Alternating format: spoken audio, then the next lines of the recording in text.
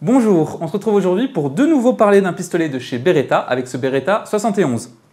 Comme vous l'avez remarqué, il est équipé d'un modérateur de son, ce qui fait que c'est une version qui est très inspirée du Beretta 71 utilisé par les services israéliens, même si ce réducteur de son est différent car il est bien plus moderne.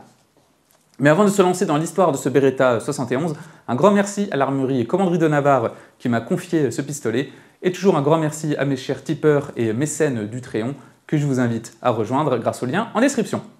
Dans les années 50, Beretta souhaite remplacer ses pistolets modèles 1934 et 1935 en 16,65 Browning et le modèle 948 en 22 long rifle.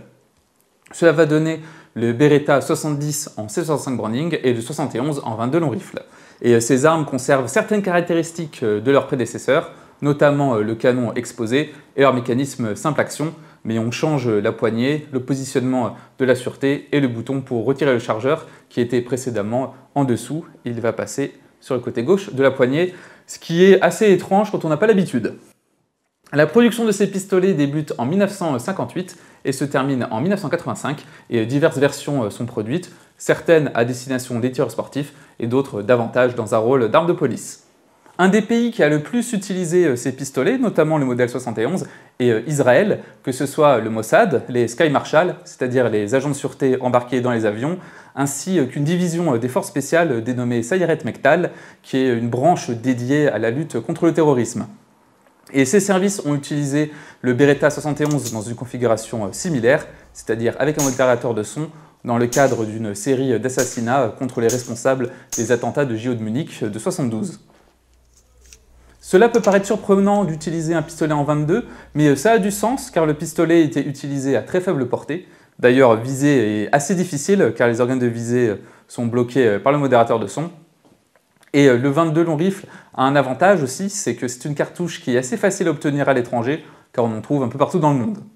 En plus, l'arme est facilement dissimulable grâce à sa petite taille. D'ailleurs, on va le regarder désormais de plus près. Normalement, le Beretta 71 mesure 16 cm de long pour 500 grammes, et quand on installe le modérateur de son, l'arme mesure alors 32 cm et ça lui rajoute une centaine de grammes en plus. Nos organes de visée sont assez basiques, on a un guidon et un créneau à l'arrière. Le précédent propriétaire a peint le guidon en blanc pour faciliter la visée, mais comme on peut le voir, si on a le réducteur de son, la visée devient bien plus complexe. Notre sûreté est uniquement sur la gauche. Le levier ici, c'est notre arrêtoir de culasse. Et on a le bouton d'éjection du chargeur qui est sur la poignée. Un chargeur standard fait 8 cartouches, mais on a également un chargeur étendu de 10 cartouches. Sur le côté droit, on peut voir notre griffe de l'extracteur au-dessus des stries de préhension. Et on a un levier qui va nous servir pour le démontage que l'on va voir dans un instant.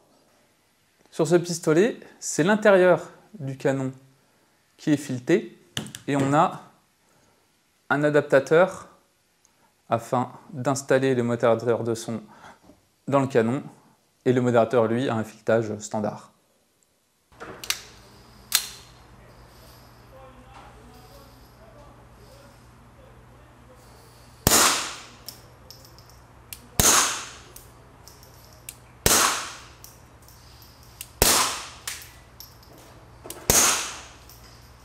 En effet, ça fait très peu de bruit.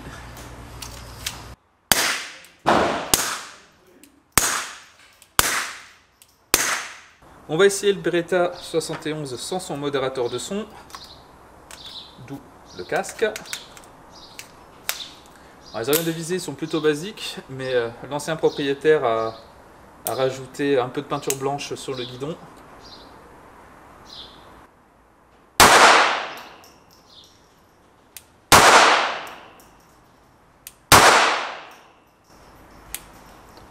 Et ma cible est partie.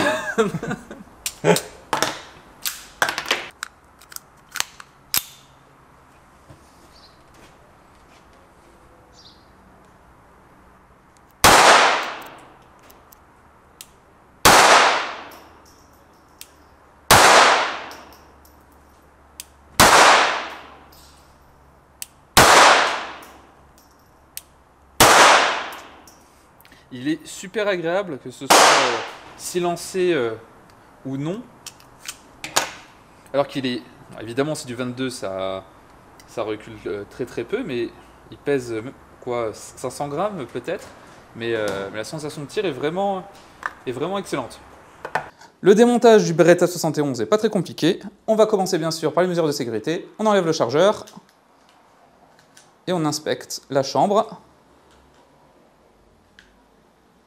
Sur le côté droit, on a notre levier de démontage qu'il faut faire pivoter quand la culasse est légèrement en arrière pour qu'il puisse tourner dans cette encoche. Donc on ramène légèrement la culasse en arrière, on le fait pivoter à fond en avant, on ramène tout l'ensemble vers l'avant, on sépare l'arme en deux. On peut alors retirer le ressort récupérateur, puis le canon. Comme on peut le voir, on n'a pas le bloc tombant d'un Beretta 92 par exemple, car on n'a pas besoin de système de verrouillage, car l'arme tire avec une culasse non calée. Ce Beretta 71 a été très agréable à utiliser. Évidemment, ce n'est pas une arme pratique pour le tir sportif à 25 mètres, et j'étais juste content de toucher la cible à cette distance, mais le tir est assez agréable, que ce soit avec ou sans le modérateur de son.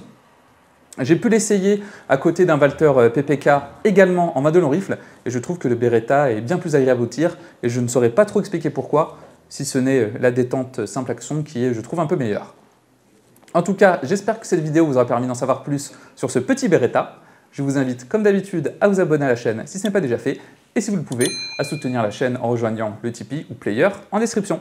Sur ce, on se dit à bientôt pour une prochaine vidéo.